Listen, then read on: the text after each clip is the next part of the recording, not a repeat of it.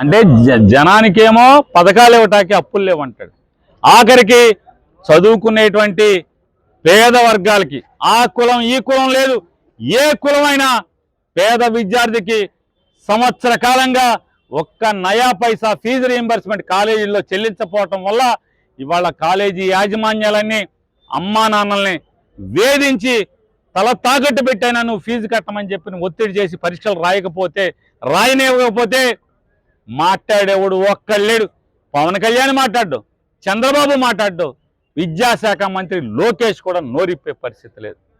ఇవాళ వీళ్ళు దండుకు తింటం తప్పితే జనం సొమ్ముని దండుకోవటం, హైదరాబాద్ వెళ్ళి దాచుకుంటాకి ప్రత్యేక విమానాల్లో వెళ్తాం తప్పితే ఒక్కడంటే ఒక్కడు కూడా జనం కోసం ఆలోచించేటువంటి లేడు, ఒక్కడు లేకపోవటం. ఇవాళ ఏ ఎమ్మెల్యేని చూసినా కూడా ఇసుక, నదుల ఇసుక, ఊళ్ళో మట్టి, ఆఖరికి కొంతమంది ఎమ్మెల్యేలు అయితే చికెన్ కొట్ల మీద కమిషను, జాయింట్కి ఇంత, కేజీ మాంసానికి ఇంత అని వసూలు చేస్తున్నటువంటి దిక్కుమాలిన పరిస్థితుల్లో ఇవాళ ఉంటే ఒక్కడు మాట్లాడేవాడు లేడు, ఒక్కడంటే ఒక్కడు మాట్లాడలేడు.